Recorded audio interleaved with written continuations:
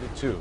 New this morning, an off-duty security officer tries to stop a car and winds up in a chase and dodging bullets in Midtown. Yeah, the suspect opened fire even though they had two babies in the car with them. Our Courtney Gilmore is live outside of the Montrose night spot where police say those robbers struck, and Courtney set the scene here for us.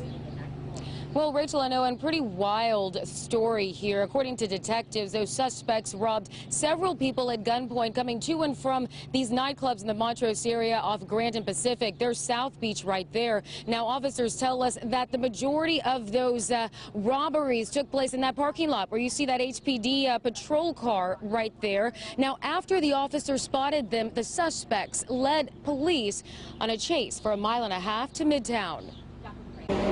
It was a high-speed chase that took several violent and reckless twists and turns. Officers say this woman and 3 other men were inside of the silver Dodge SUV, robbing people at gunpoint at a nightclub parking lot near Westheimer and Montrose. An officer working an extra job for the Montrose district was in the area and responded.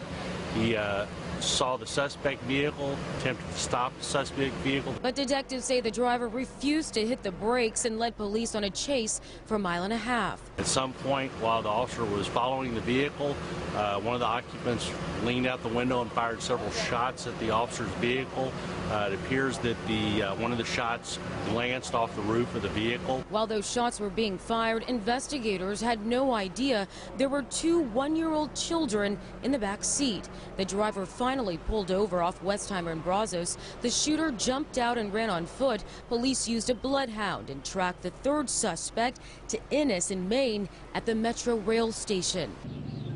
So that's where the trail ended. Right now, detectives are still trying to track down that shooter, the 4th suspect who was inside of that SUV. Officers tell us they also found stolen cell phones and wallets inside of that vehicle. Now, coming up at 6 o'clock, I'll tell you what happened to those children who witnessed all of this and were inside of the SUV during the chase and the shooting. For now, reporting live in Montrose, Courtney Gilmore, KPRC Local 2.